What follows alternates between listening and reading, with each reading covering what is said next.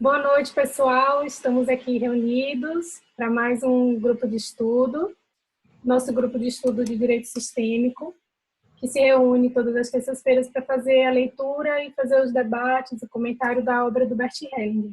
Nosso grupo agora está lendo esse livro aqui, No Centro Sentimos Leveza. Nós estamos na página 83.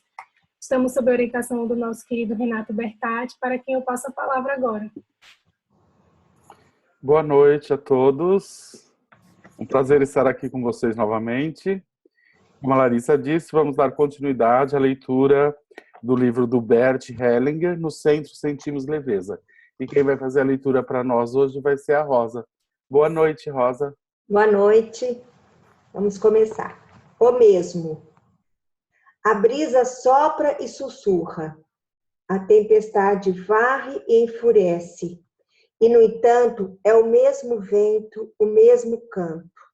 A mesma água nos sacia e afoga, carrega e sepulta. O que vive se desgasta, se conserva e destrói. Em ambos o impele a mesma força. É ela que importa. A que servem, então, as diferenças? As histórias, quando são boas, dizem mais do que devem e mais do que nos dão a entender. Elas nos escapam, da mesma forma como nossos atos escapam de nossas intenções. E um acontecimento escapa de sua interpretação.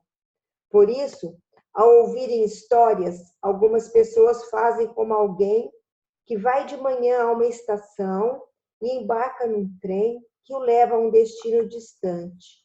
Busca um assento junto à janela e olha para fora.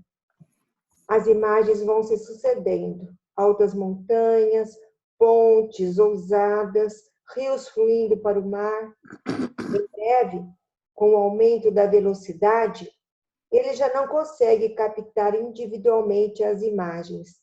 Então se recosta e as acolhe como um todo. Mas à noite, ao desembarcar, ele diz: vi e vivi muitas experiências. A compreensão. Um grupo de correligionários que se tinham por iniciantes reuniu-se e discutiu seus planos para melhorar o futuro. Eles concordaram em agir de modo diferente, pois os oprimia o habitual, o cotidiano, a perpétua rotina. Buscavam o especial, o distante, e esperavam encontrar seu caminho como ninguém até então conseguira. Igualmente, já se viam na meta e pintavam como ela seria. E resolveram ir.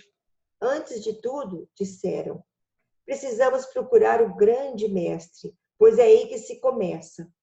E puseram-se a caminho. O mestre morava em outro país e pertencia a um povo estrangeiro. Dele se contavam muitas maravilhas, mas ninguém parecia conhecê-las exatamente. Ali os companheiros logo saíram da rotina, pois tudo era diferente. Os costumes, a paisagem, a língua, os caminhos, a meta. Por vezes, chegavam a algum lugar onde se dizia que o mestre estava.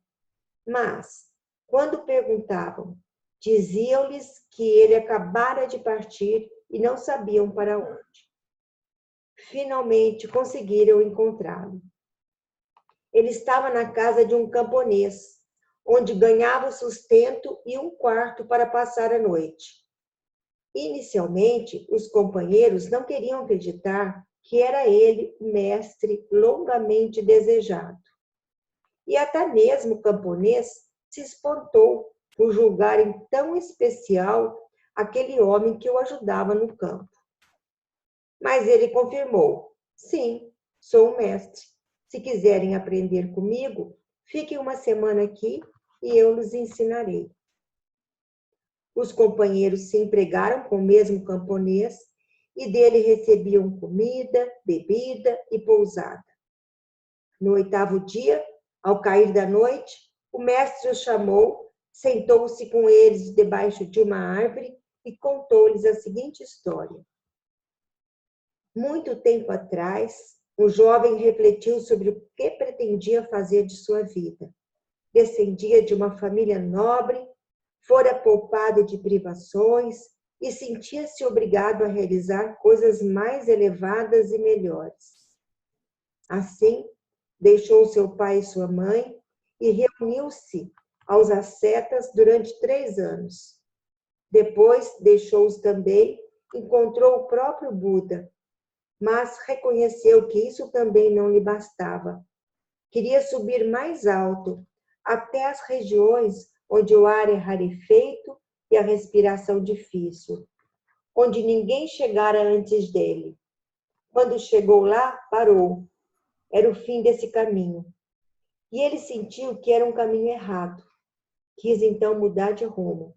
Desceu da montanha, chegou a uma cidade, conquistou a mais bela das cortesãs, associou-se ao rico negociante e em breve também se tornou rico e bem conceituado.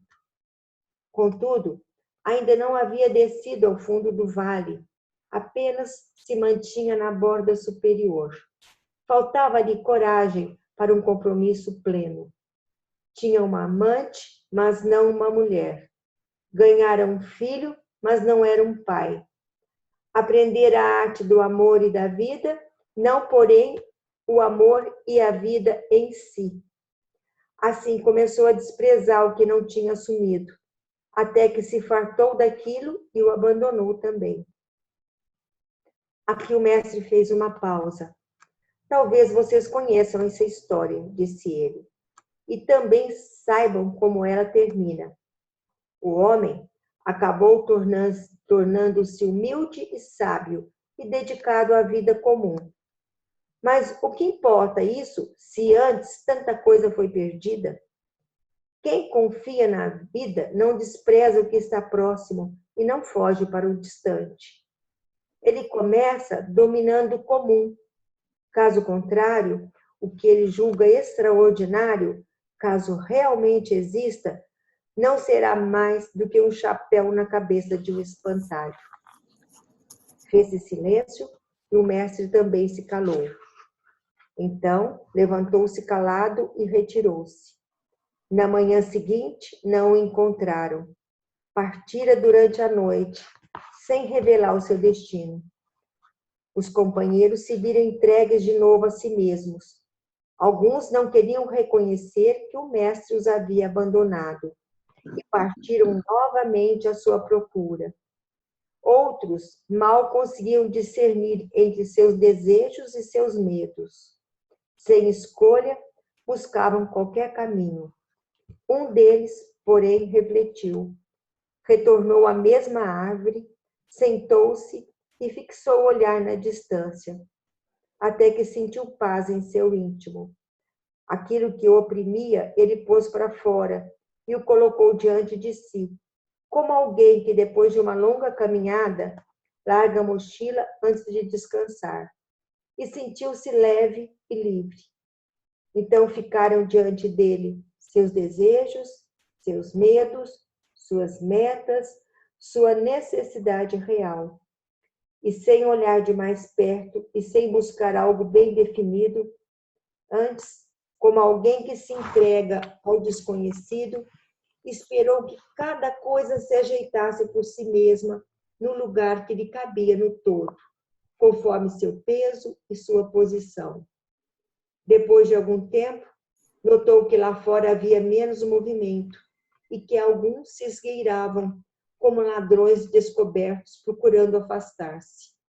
Ocorreu-lhe, então, que o que vinha considerando como seus próprios desejos, seus próprios medos e suas próprias metas realmente jamais lhe pertencera. Era algo que viera de algum outro lugar e apenas se aninhara nele, e seu momento já passara. Teve a impressão de que o que restava diante dele recuperava o movimento e que retornava a ele o que realmente lhe pertencia, cada coisa se colocando no devido lugar. Em seu centro se acumulava uma força. Então reconheceu sua própria meta, aquela que lhe convinha. Esperou mais um pouco até sentir-se seguro. Em seguida, levantou-se e partiu. A plenitude. Um jovem perguntou a um velho: o que distingue você, que quase já foi, de mim, que ainda serei? O velho respondeu: eu fui mais. De fato, o dia jovem que surge parece ser mais do que o velho, pois este já foi antes dele. Todavia, embora ainda esteja nascendo, só poderá ser o que ele foi, e tanto mais, quanto mais ele tiver sido. Como velho em seu tempo, ele se eleva até o meio-dia, chega ao pino antes do pleno calor, e parece demorar-se no alto. Quanto mais tempo, melhor. Até que declina para o poente, como que arrastado por seu peso crescente, e só se completa quando, como velho, tiver sido plenamente. Entretanto, o que já não passou, porque foi, permanece. Embora tenha sido, ele atua e se acresce através do novo que vem depois dele. Como a gota redonda de uma nuvem que passou, o que já foi mergulha num oceano que permanece. Somente o que nunca chegou a ser, porque foi apenas sonhado, não vivido, apenas pensado, mas não realizado, apenas idealizado, mas não pago como preço pelas nossas escolhas. Somente isso passou. Disso nada nos resta.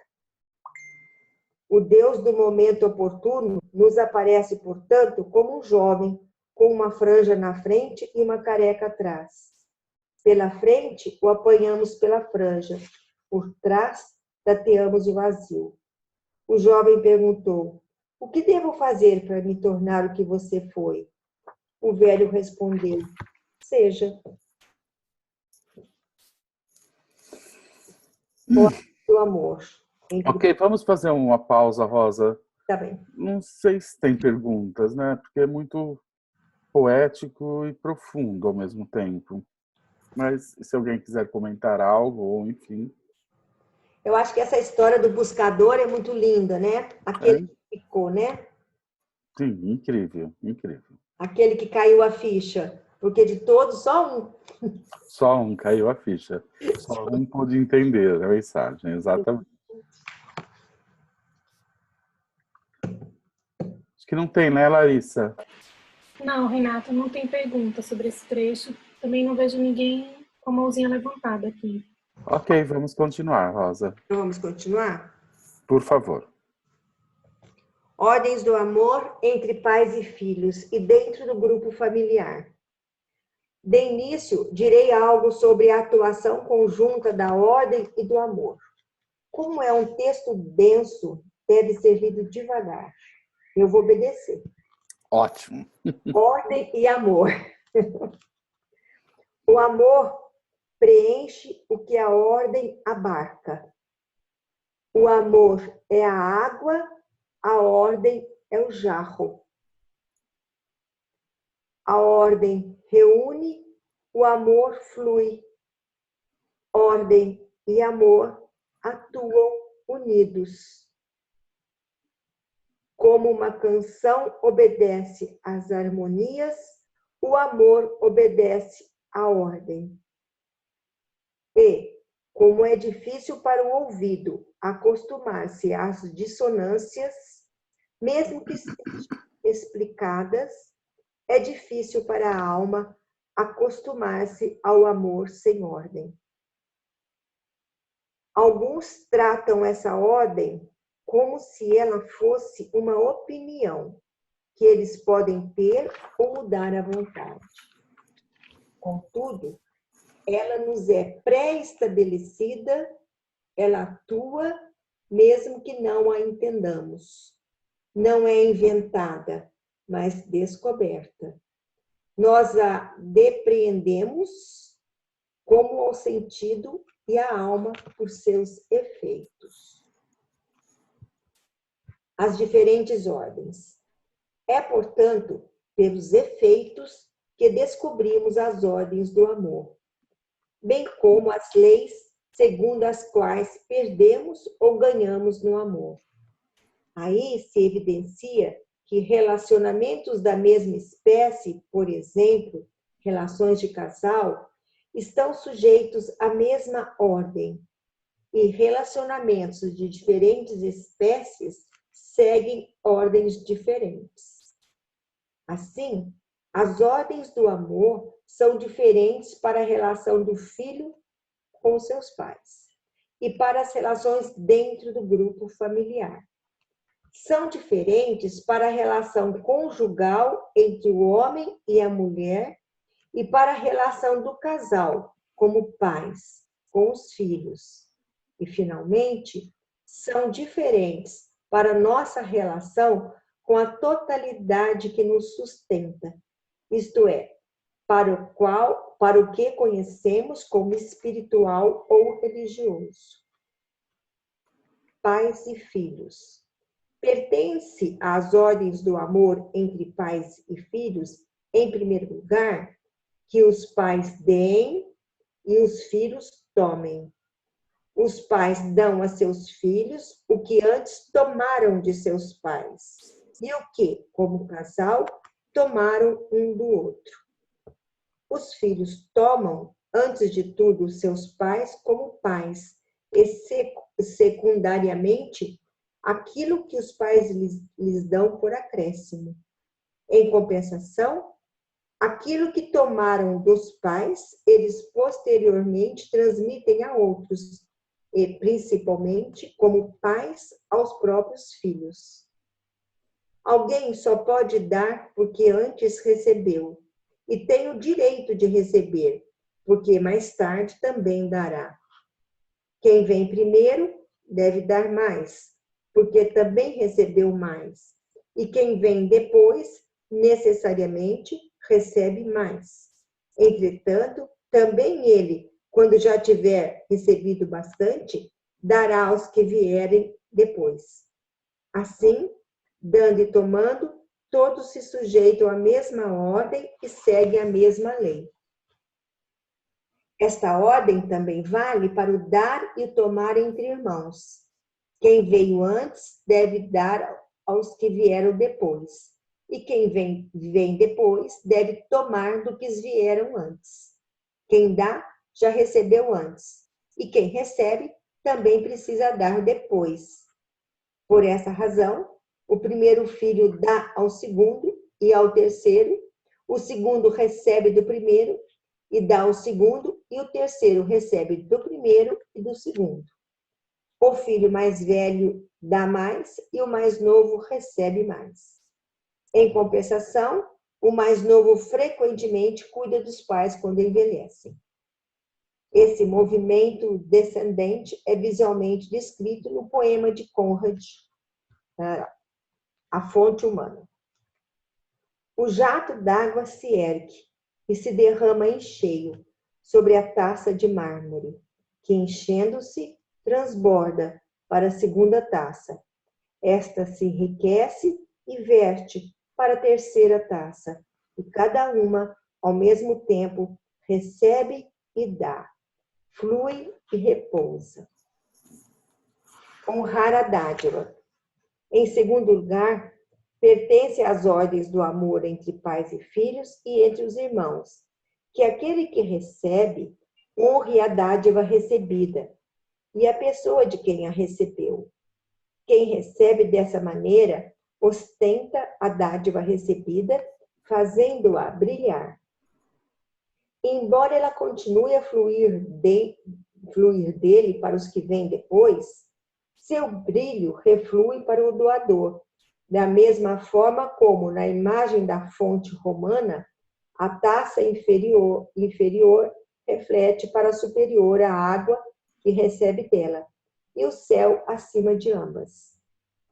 Em terceiro lugar, as ordens do amor na família incluem uma hierarquia. Como dar e receber, ela se desenvolve de cima para baixo, de acordo com a ordem do tempo. Com isso, os pais têm precedência sobre os filhos, o primeiro filho sobre o segundo. O fluxo do dar e do receber, que vem de cima para baixo, e o fluxo do tempo, que transcorre do antes para o depois, não podem ser sustados, invertidos ou mudados de direção, de modo a fluírem de baixo para cima ou do depois para o antes. Por essa razão, os filhos sempre se subordinam aos pais, e os sucessores sempre vêm depois dos antecessores. O dar e o tomar, juntamente com o tempo, sempre flui para diante, nunca para trás. A vida. Naquilo que os pais dão e os filhos recebem, não se trata de uma forma qualquer de dar e tomar, mas do dar e tomar a vida. Ao dar a vida aos filhos, os pais não lhes dão algo que lhes pertence. Dão-lhes com a vida a si mesmos, tais como são, sem acréscimo e sem exclusão.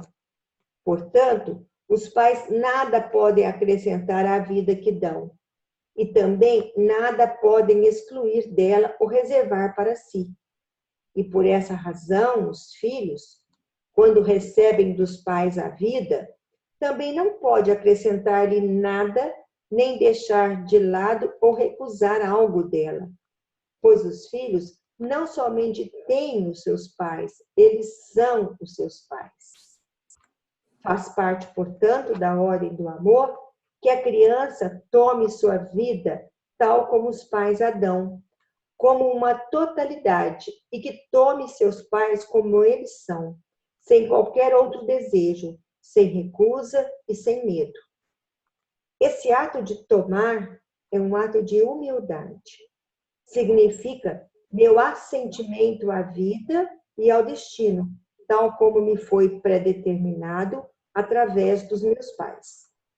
Aos limites que me foram impostos, às possibilidades que me foram dadas, aos enredamentos no destino dessa família, à culpa dessa família, ou no que haja de pesado e de leve nessa família, seja o que for.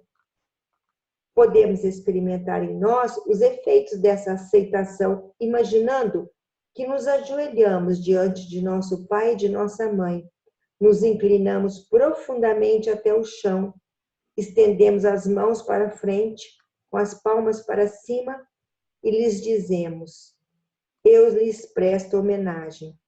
Então, não levantamos, olhamos nos olhos do pai e da mãe e lhes agradecemos pelo presente da vida, dizendo-lhes, por exemplo, agradecimento ao despertar da vida. Querida mamãe, eu recebo a vida de você, tudo, a totalidade, com tudo que ela envolve, pelo preço total que custou a você e que custa a mim. Vou fazer algo dela para a sua alegria, que não tenha sido em vão. Eu a mantenho e honro, e a transmitirei, se me for permitido, como você fez. Eu tomo você como minha mãe, e você pode ter-me como sua filha. Você é a mãe certa para mim, e eu a filha certa para você. Você é a grande e eu sou a pequena. Você dá, eu recebo, querida mamãe. E me alegro porque você aceitou o meu pai. Vocês dois são certos para mim, só vocês.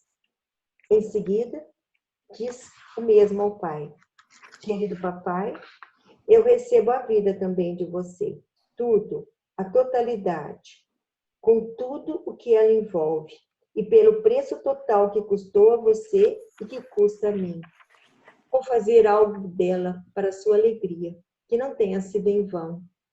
Eu a mantenho e honro, e a transmitirei se me for permitido, como você fez. Eu tomo você como meu pai, e você pode ter-me como sua filha. Você é o pai certo para mim, e eu sou a filha certa para você. Você é o grande, eu sou a pequena. Você dá, eu recebo, querido papai. E eu me alegro porque você aceitou minha mãe.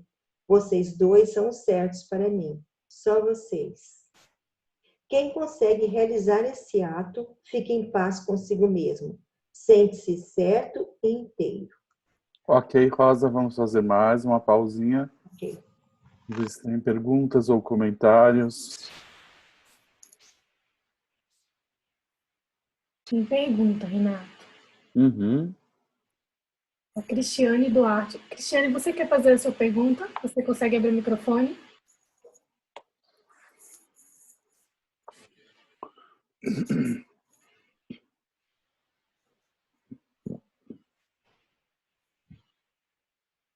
Consegue falar? Ah, sim. Escuta-me. Dá para me escutar? Dá. Eu estou te escutando. Ah, sim. Agradeço.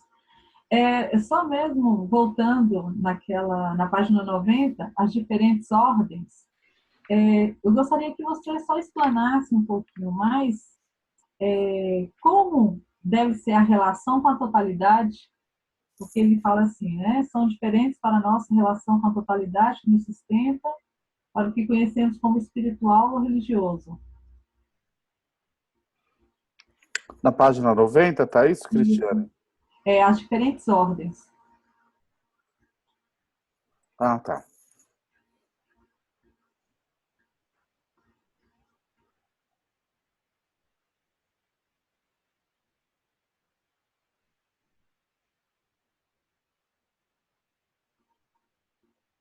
Só um minutinho, eu estou lendo.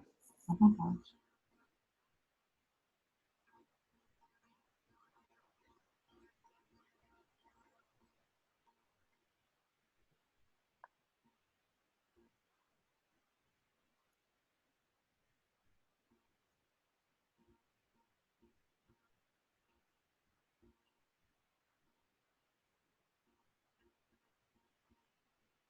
Tá, ok. Aqui ele está falando que como a ordem ela se manifesta de forma diferente para cada uma dessas relações. E é exatamente assim. Um casal, a ordem entre um casal, ela é diferente da ordem como ela funciona dessa relação de pais para filho. Uhum. Como casal, o casal, eles estão juntos, eles se, se submetem a esse encontro onde eles acontecem ao mesmo tempo. E para ambos atua outras ordens, aquilo que eles viveram antes, por exemplo, ex-namorados, relação com seus pais, relação com seus irmãos. Então, essas ordens, elas funcionam de um jeito deles para cima, como é diferente deles para baixo, com relação aos filhos. Então, os filhos, eles têm outra ordem, que é a ordem entre eles e essa ordem em relação aos pais. Porém, esses filhos, quando eles se tornam pais, atua uma nova ordem, porque agora eles vão para a posição de pais, e aí eles ocupam um outro lugar nessa relação com os filhos. Então, essa ordem ela vai mudando de acordo com as posições ou com que você se relaciona. E quando ele fala aqui, nessa última frase, e finalmente são diferentes para a nossa relação com a totalidade que nos sustenta, isso é, para o que conhecemos como espírito ou religioso. Ou seja, quando nós nos relacionamos com esse algo maior, aí tudo isso funciona diferente para todo mundo, porque aí todos nós nos submetemos a essa mesma ordem, e diante dessa ordem maior, todos nós somos iguais, somos o mesmo. Todos nós nos submetemos da mesma forma a essas forças maiores que movimentam a tudo. Então, dentro da família, a ordem entre entre casais é uma, entre filhos e pais são outra, entre irmãos são outra. Porém, diante da vida, desse algo maior que é a vida, todos nós nos submetemos da mesma forma, porque aí a relação é com o grande, com o total, e aí não passa mais pela relação com os pais. É disso que ele está falando. Interessante. Obrigada. Imagina. Mais alguma pergunta, Larissa? Você está com o microfone fechado, eu não estou te ouvindo. No chat eu não vejo nada aqui. Deixa eu olhar se tem alguém com a mão levantada. Não. Ok. Então, Rosa, vamos continuar, por favor. A Rosa está com o microfone fechado. Por favor, abre seu microfone. Isso, obrigado, Rosa. Abri. Vamos, e nós paramos aqui na recusa, né? Isso. A recusa. Algumas pessoas julgam que, se tomarem os pais dessa maneira, poderá infiltrar-se nelas algo de mal que receiam. Por exemplo, um traço dos pais, uma deficiência ou uma culpa. Então, também se fecham ao lado bom dos pais e não aceitam a vida em sua totalidade. Muitos que se recusam a assumir completamente seus pais procuram compensar essa carência e então talvez busquem a realização pessoal ou a iluminação espiritual.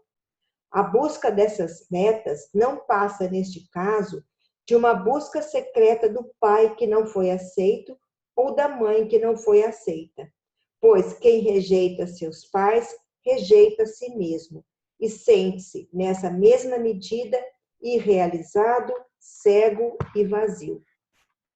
O que é especial? Existe, porém, outro ponto a considerar. É um mistério, não posso justificá-lo.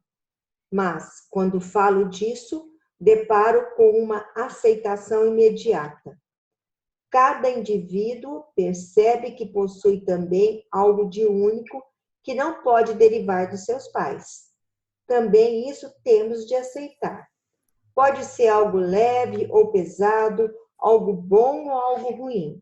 Isso não podemos discriminar. Seja o que for que alguém faça ou omita, apoie ou combata, ele foi tomado a serviço, querendo ou não. Vivemos isso como uma tarefa ou como um chamado, que não se baseia em nossos méritos nem em nossa culpa. Por exemplo, quando se trata de algo pesado ou, talvez, algo cruel. De uma forma ou de outra, fomos simplesmente tomados a serviço. As boas dádivas dos pais. Entretanto, nossos pais não nos dão somente a vida. Eles também nos nutrem, educam, protegem, cuidam de nós, dão-nos um lar. E é justo que aceitemos tudo isso tal como recebemos deles. Assim dizemos a eles: eu tomo tudo com amor. Isso naturalmente se inclui com amor. Essa é uma forma de receber que simultaneamente compensa, porque os pais se sentem respeitados e dão com muito prazer. Se recebemos assim de nossos pais, isso geralmente nos basta. Existem exceções que todos conhecemos. Pode não ser sempre o que desejamos ou na medida em que desejamos, mas via de regra é o bastante. Quando o filho se torna adulto, ele diz aos pais: recebi muito e isso basta. Eu o aceito para a minha vida. Então ele se sente satisfeito e rico. E acrescenta: o resto eu mesmo faço. Também essa é uma bela frase. Ela nos torna autônomos. A seguir, o filho diz ainda aos pais: e agora eu os deixo em paz. Então se solta deles. Não obstante, ele os conserva como pais, e eles também o conservam como filho. Quando, porém, o filho diz aos pais: vocês têm de me dar mais, o coração dos pais se fecha. Já não podem dar ao filho tanto quanto lhe davam, nem com o mesmo prazer, porque ele o exige. O filho, por sua vez, ainda que receba algo, não consegue tomá-lo. Caso contrário, sua cobrança cessaria. Quando um filho se obstina em sua exigência aos pais, não consegue desprender-se deles, pois sua cobrança o prende a eles. Contudo, apesar dessa amarra, o filho não tem os seus pais, nem os pais têm o filho. O que é próprio dos pais? Além do que os pais são e dão, eles também têm coisas que conquistaram por merecimento ou sofreram como perdas. Isso lhes pertence a título pessoal. E os filhos só participam disso indiretamente. Os pais não podem nem devem dar aos filhos o que lhes pertence pessoalmente. E os filhos não podem nem devem aceitá-los dos pais. Pois nisso, cada pessoa é o artífice da própria felicidade e da própria desgraça. Quando um filho se arroga o que é um bem ou direito pessoal dos pais, sem realização própria e sem um destino e um sofrimento pessoal, ele reivindica o que não tem e cujo preço não pagou. O dar e tomar que serve à vida e à família muda-se em seu contrário, quando um mais novo assume algo pesado em lugar de um mais velho. Por exemplo, quando um filho assume por um dos pais uma culpa, uma doença, um destino, uma obrigação ou uma injustiça que foi cometida contra ele, pois o mais velho não recebeu isso de outro antecessor, como um presente bom a ser transmitido aos sucessores, mas pertence ao seu destino pessoal e permanece sob sua responsabilidade. Isso pertence à dignidade dessa pessoa e possui uma força e um bem especiais, na medida em que ela o assume e os outros o deixam com ela. Esse bem ela pode dar a algum sucessor, não, porém, o preço que pagou por ele. Entretanto, quando o mais novo assume algo de funesto em lugar de um mais velho, mesmo que seja por amor, ele se imiscui na esfera mais pessoal de alguém que hierarquicamente o precede e tira dessa pessoa e de seu destino funesto a sua dignidade e força. Nesse caso, do lado bom do destino difícil, já não resta a ambos a própria coisa, mas apenas o preço pago por ela.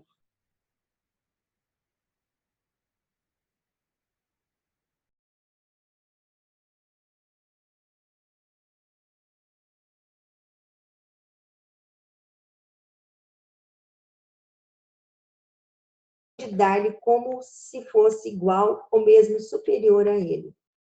Isso acontece, por exemplo, quando os pais querem receber dos filhos e os filhos querem dar aos pais, o que estes não receberam dos próprios pais ou dos próprios parceiros. Pois então, os pais querem receber como se fossem filhos, e os filhos querem dar como se fossem pais. Com isso, o dar e receber, em vez de fluir de cima para baixo, tem de fluir de baixo para cima, contra a força da gravidade. Porém, essa forma de dar como um riacho que quisesse subir a montanha, ao invés de descê-la, não alcança sua meta. Há pouco tempo, tive num grupo uma mulher que tinha o pai cego e a mãe surda. O casal se completava bem, mas a filha achava que precisava cuidar deles. Então, fiz a constelação da família, como costumo fazer quando quero trazer à luz coisas ocultas. Durante a constelação, a filha comportou-se como se fosse ela grande e os pais os pequenos. Porém, a mãe lhe disse: "Isso com seu pai eu posso resolver sozinha." E o pai lhe disse: "Isso com sua mãe eu posso resolver sozinho. Não precisamos de você para isso." A mulher ficou muito desapontada, pois foi devolvida ao seu tamanho de criança. Na noite seguinte, ela não conseguiu dormir e me pediu ajuda. Eu lhe disse: "Quem não consegue dormir, acha que precisa vigiar." Aí contei-lhe uma pequena história de Boucher. Em Berlim, no final da guerra, um menino tomava conta de seu irmão morto para que os ratos não o devorassem. O garoto estava esgotado, pois achava que tinha de vigiar.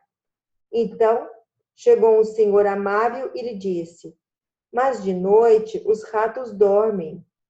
E o menino adormeceu. Na noite seguinte, a cliente dormiu melhor.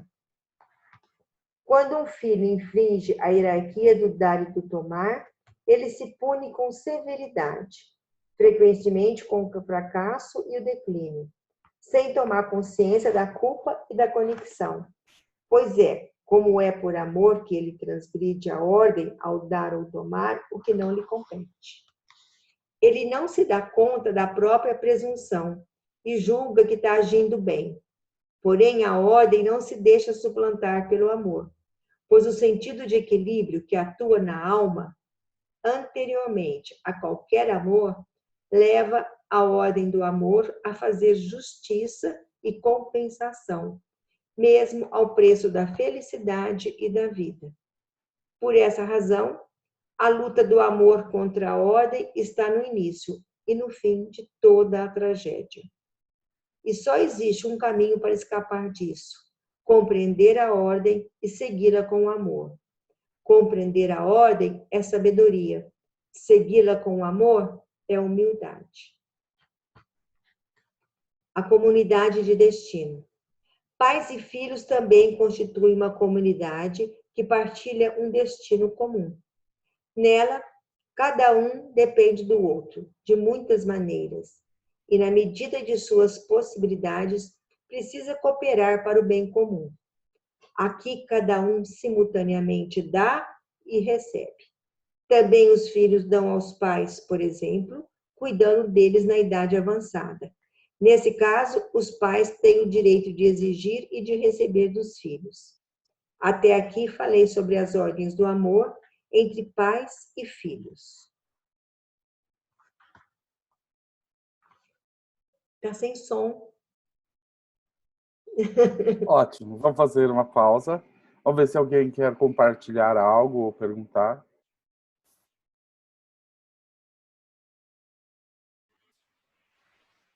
Renato, não vejo nada no chat. Chegou uma mensagem aqui. A Cláudia tem e eu também, depois da Cláudia. Tá bom. Cláudia? Você consegue abrir seu microfone?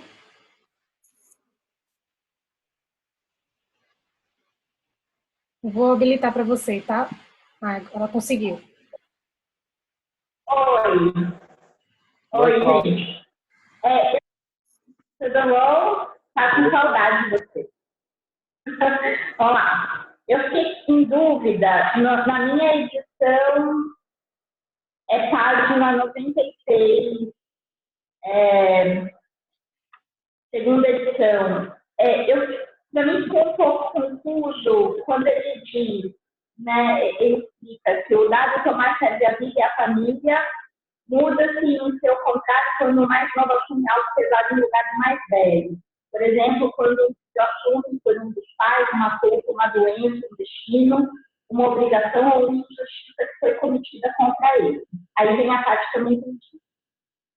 Pois o mais velho não recebeu isso de outro antecessor como um presente bom a ser transmitido aos seus sucessores, mas pertence ao seu destino pessoal e permanece sob a sua responsabilidade. Isso pertence à dignidade dessa pessoa e possui uma força e um bem especiais na medida em que ela o assume e os outros o deixam com ela. Esse bem ela pode dar a algum sucessor, não porém o preço pagou por ele. Quando ele diz, pois o mais velho não recebeu isso de outro,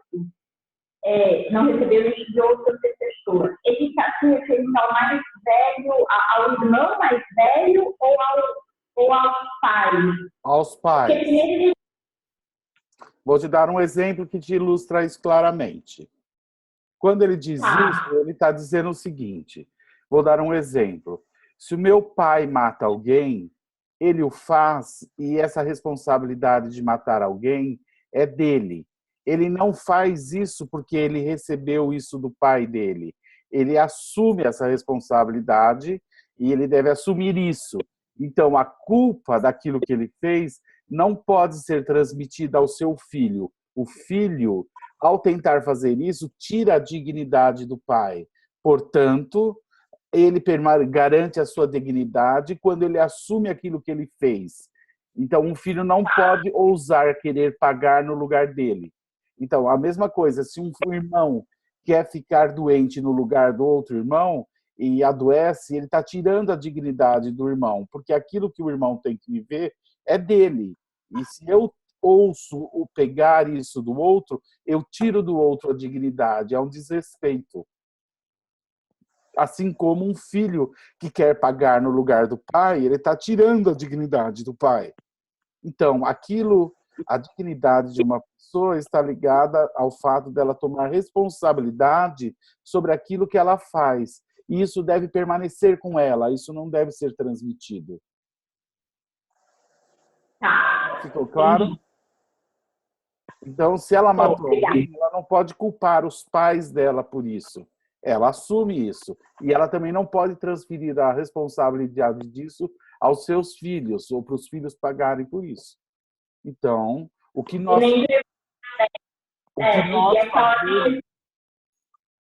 Desculpa, está falhando. Oi. Não, e essa ordem também existe entre os irmãos, né? O caçula não pode pegar o problema ou a responsabilidade do mais velho. Exatamente. Perfeito. Obrigada, Renato. Nada. Larissa?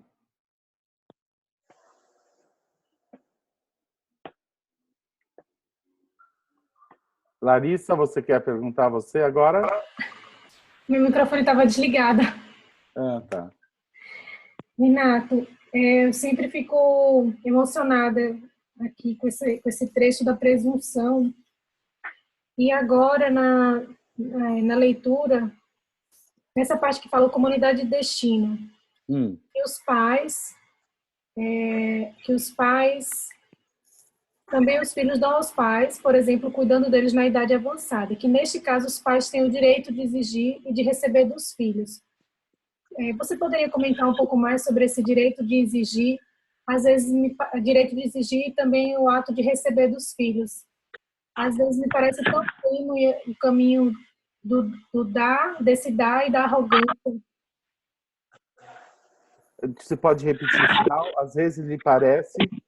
Às vezes parece muito tênue a linha entre esse dar, porque está sendo exigido pelos pais, e também a arrogância. Não sei se eu entendi a sua pergunta. Não sei não, eu não entendi a sua pergunta. Então, deixa eu tentar reformular. Nessa parte do texto que ele fala aqui da comunidade de destino, ele diz que existe uma situação em que os pais têm o direito de exigir e de receber dos filhos. Certo. Quando eles ficam velhos, isso. Quando eles ficam velhos. Isso.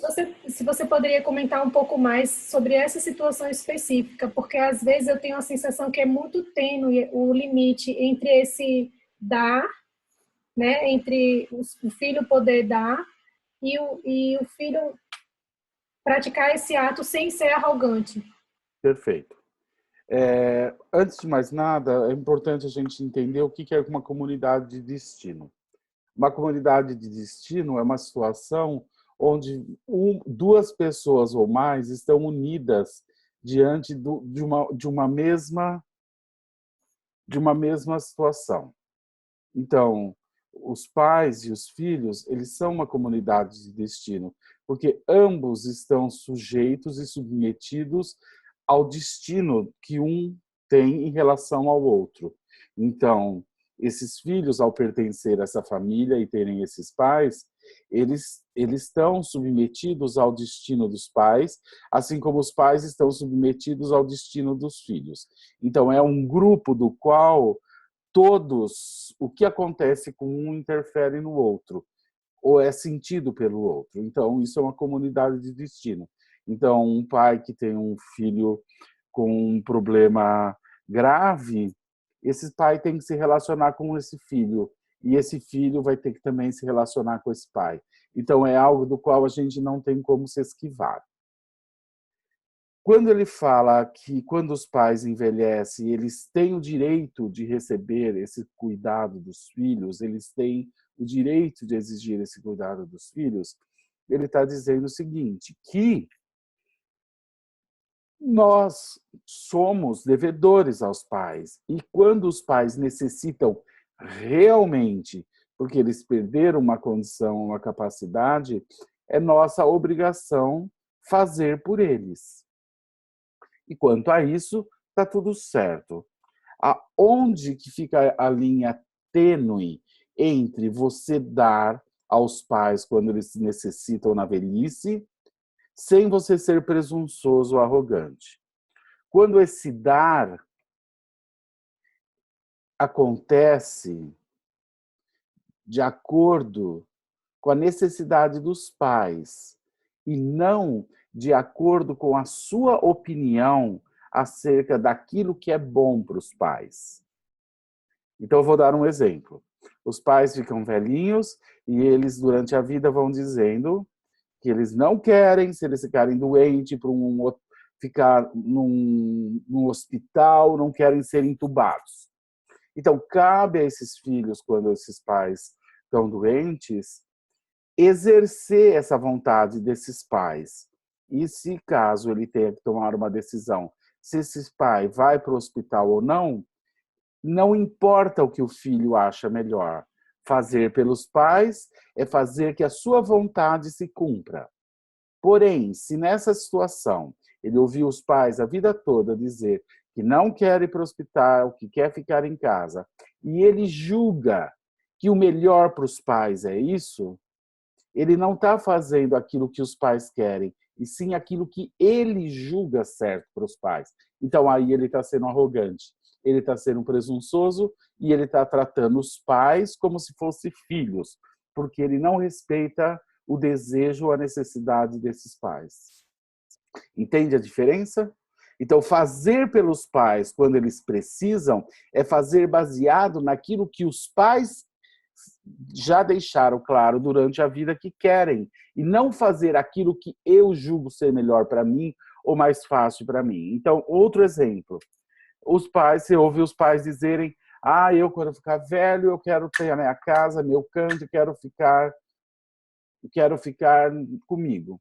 Aí os pais envelhecem, eles vão tendo dificuldades e o filho precisa cuidar desses pais. É um dever desses filhos cuidar desse pai. Só que aí, porque é mais fácil para o filho mudar os pais para a casa deles, esse filho muda os pais para a casa dele.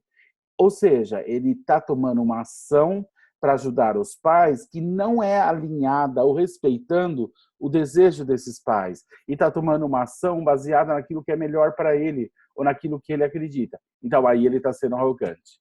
Então, um filho que vai cuidar dos pais, que quer ficar na casa deles, ele vai fazer isso, mas mantendo os pais na casa dele e não facilitando a sua vida e, com isso, invertendo essa relação.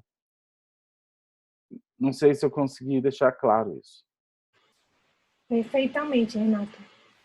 Então, é aí que tá a linha tênue.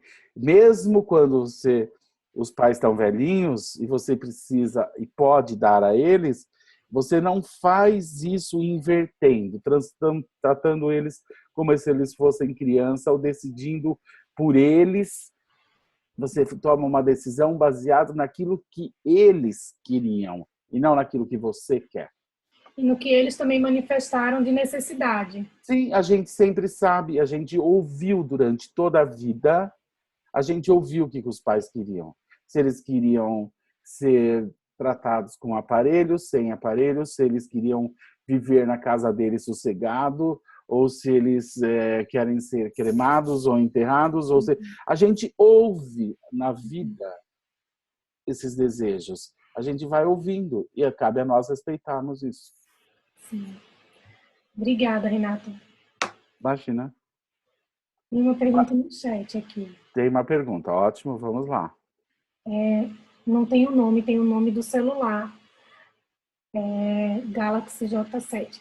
Eu tenho uma dúvida. Quando o filho mais novo percebe que transgrediu a ordem em relação... É a Marisa Lucas. E transgrediu a ordem em relação ao mais velho em uma ação já ocorrida. Como restabelecer a ordem se o ato já está realizado? Basta o reconhecimento e o sentimento de arrependimento para voltar à ordem? Não.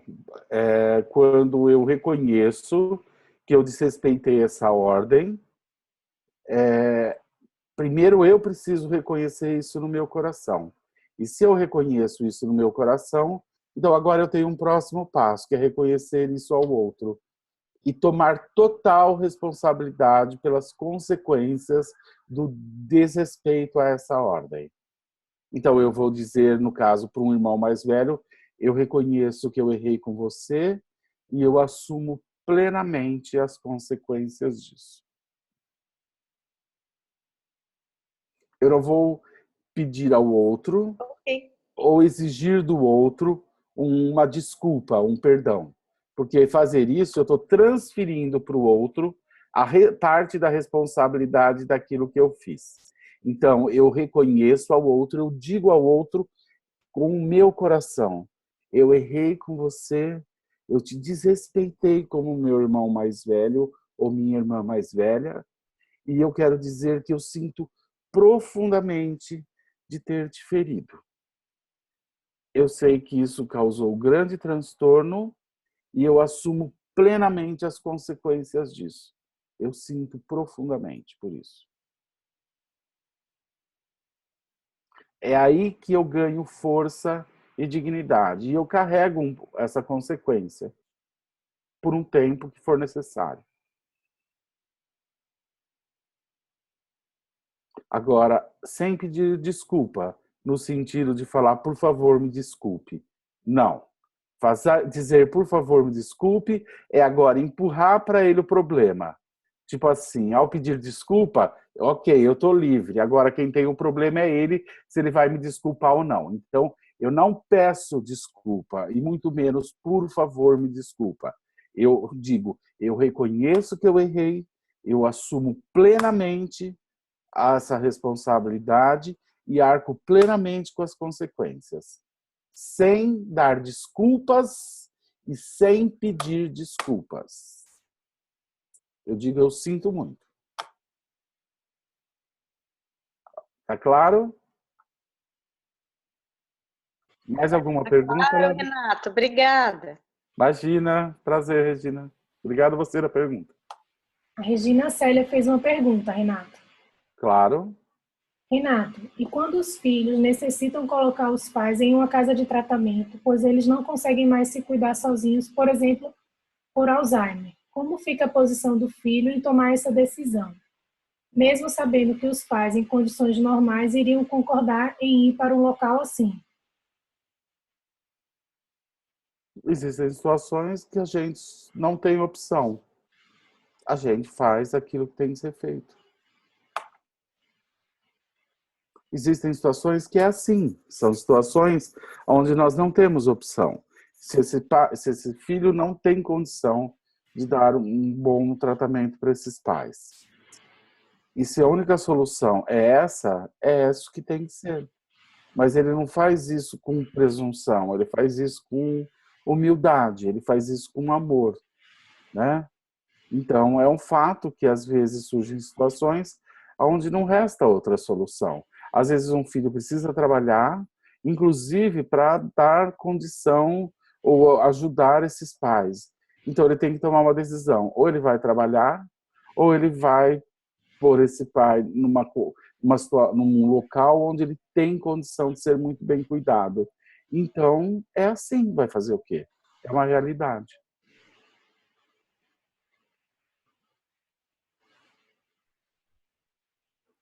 É como é.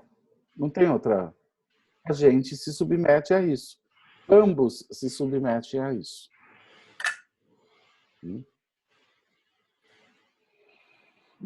Renato? Mais alguma pergunta, Larissa? Sim, a Alessandra compartilhou aqui. Você quer falar, Lê? Ou você quer que eu leia? Quer que eu leia? A Alessandra falou assim, isso é muito profundo. Eu vivi isso recentemente, Renato. bem nesse exemplo que você deu. Minha mãe adoeceu, tem 84 anos e eu queria que ela ficasse comigo aqui em casa porque ela mora em outra cidade. Estava sendo arrogante e depois culpada por ter compreendido o desejo dela ir, mas agora vejo que foi a melhor decisão. Ah, tem situações que se impõem onde não, o ideal é distante.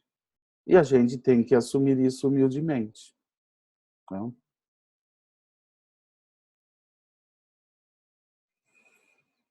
É assim, é a vida.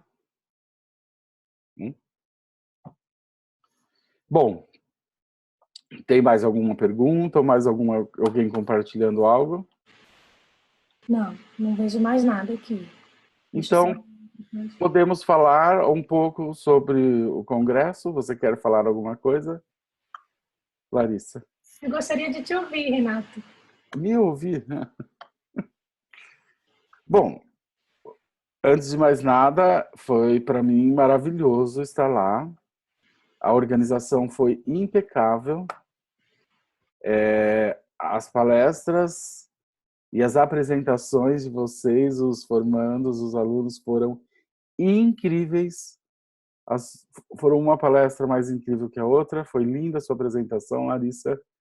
E assim, o que mais me surpreendeu, e positivamente, foi ver o tanto de coisa, o tanto de projeto que está acontecendo no Brasil inteiro acerca do direito sistêmico.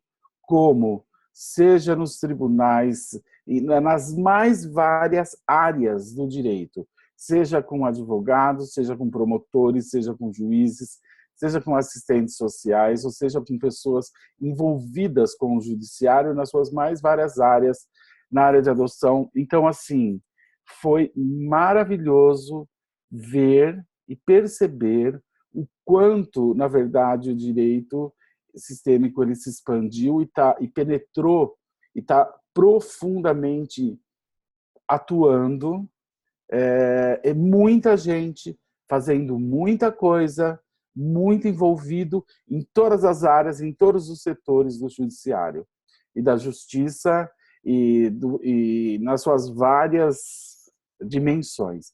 Então, assim, foi emocionante perceber isso, ver o tanto de pessoas envolvidas e como isso se aprofunda, né? Porque, assim, cada uma dessas pessoas que cria um desses projetos, isso é uma fonte de consciência que vai dali gerar uma expansão de consciência em todos aqueles que se beneficiam com isso.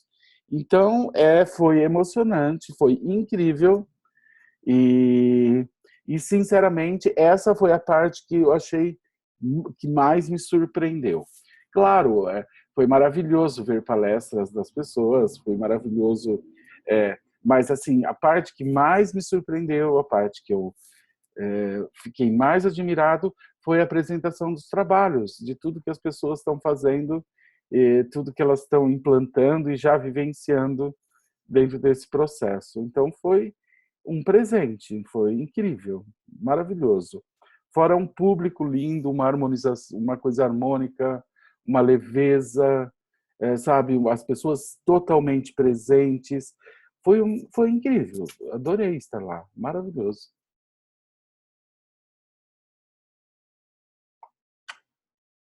E provavelmente no final do ano nós teremos algo muito importante acerca disso tudo.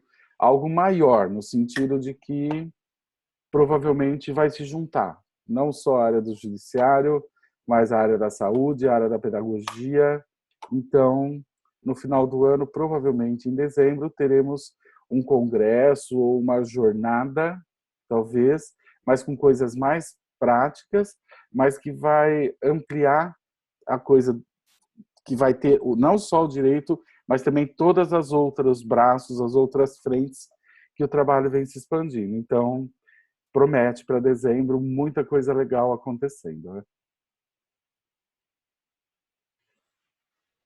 Tem um monte de comentário legal aqui no chat. O Fernando fala que foi lindo ouvir isso de você, Renato, gratidão. A Adriana fala que a energia é maravilhosa do lugar, realmente, acho que quando a gente saía do elevador já sentia, né? A Cláudia fala que encontrou um espaço interno novo para trabalhar com conciliação no trabalho, que achou maravilhosa a diversidade dos profissionais que apresentaram trabalho lá. E a Alessandra também falou que achou maravilhoso. O Renê, acho que tinha comentado, feito um comentário aqui também no Congresso, sobre o Congresso. Quer comentar, Renê?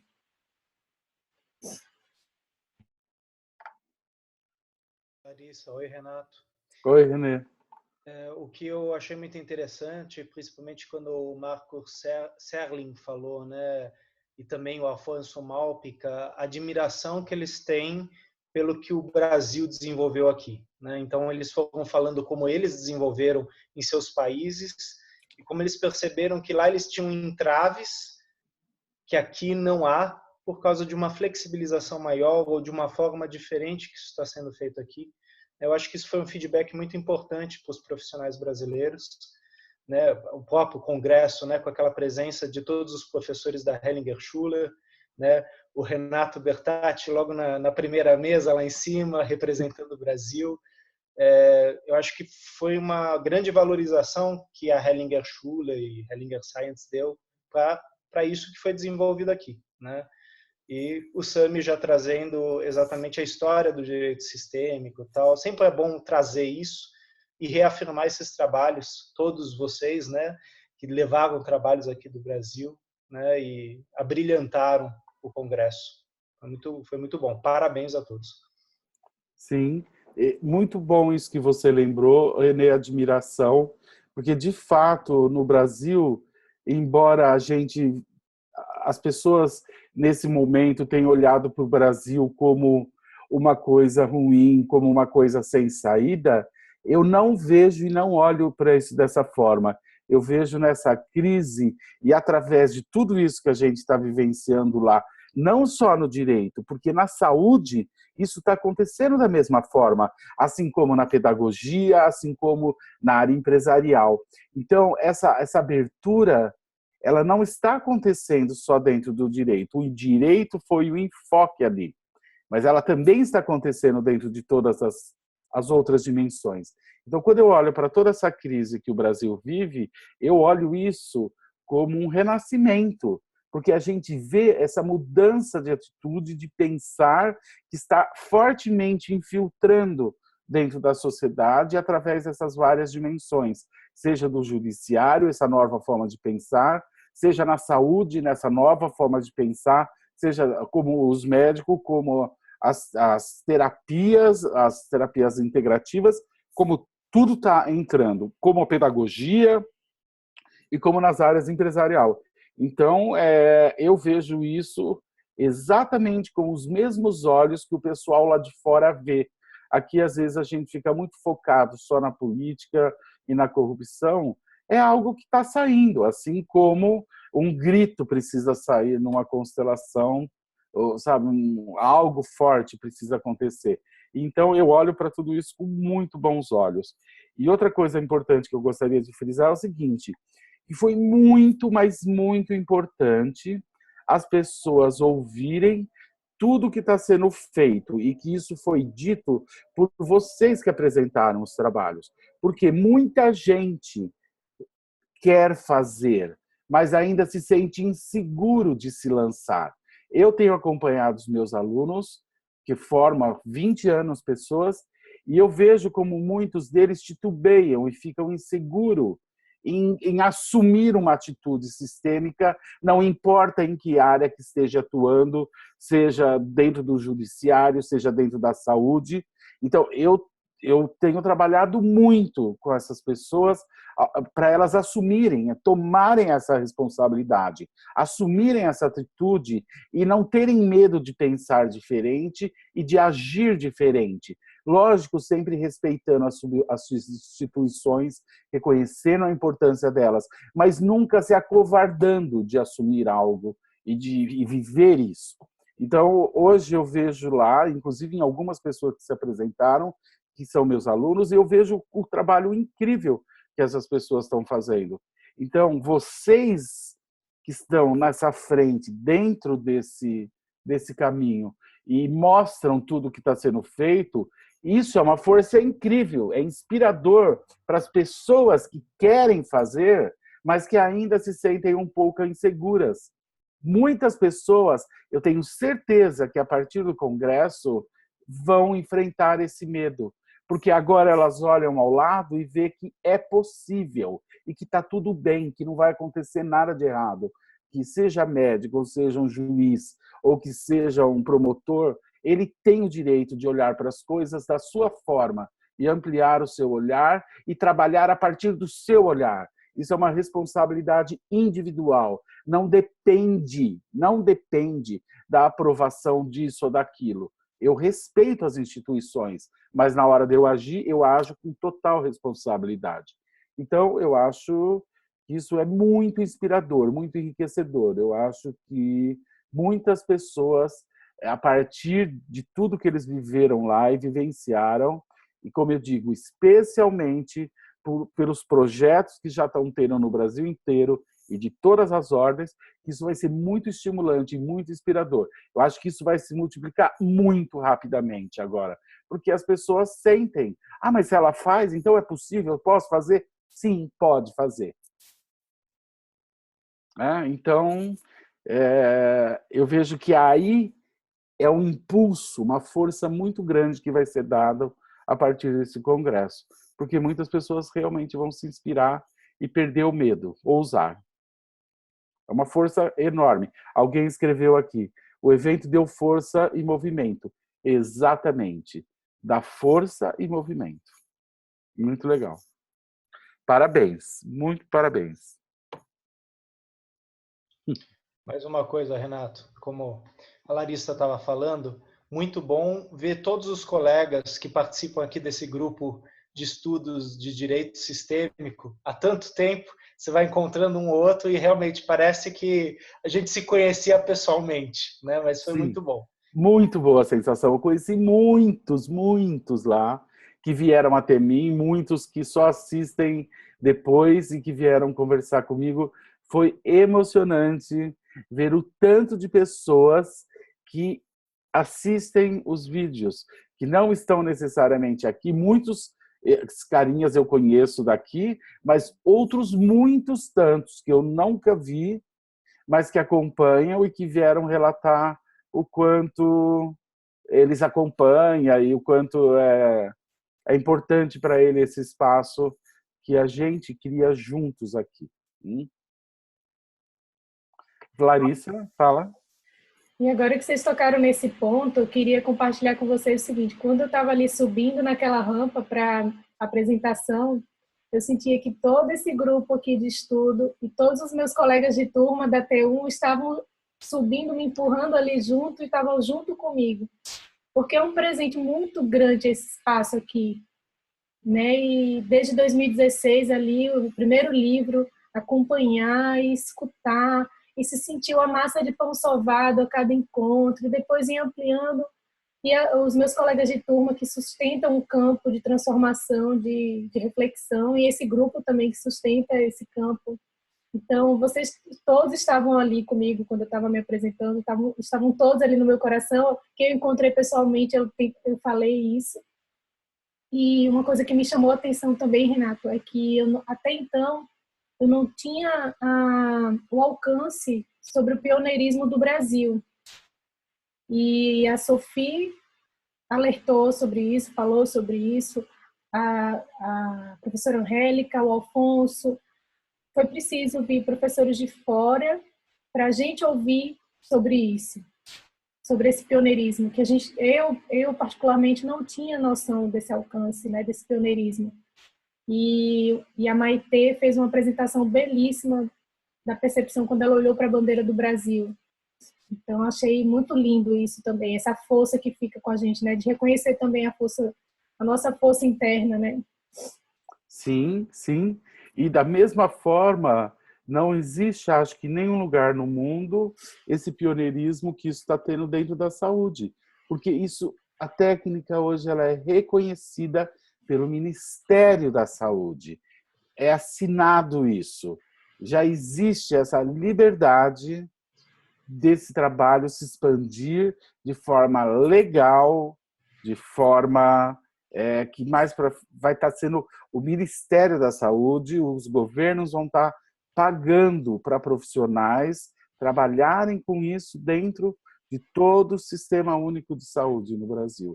A dimensão disso é algo gigantesco, gigantesco. São milhares de hospitais, milhares de serviços de saúde espalhados por todo o Brasil, onde pessoas vão ter essa possibilidade. E já tem, eu digo que já tem porque já é possível e com certeza já tem em alguns lugares acontecendo. Mas as instituições elas vão agora poder contratar profissionais, pagar para profissionais, assim como um médico recebe, vai lá, atende as pessoas, um constelador vai poder ser contratado e vai estar lá fazendo constelação. E as pessoas vão lá e se beneficiar e o profissional vai receber do Estado, do governo.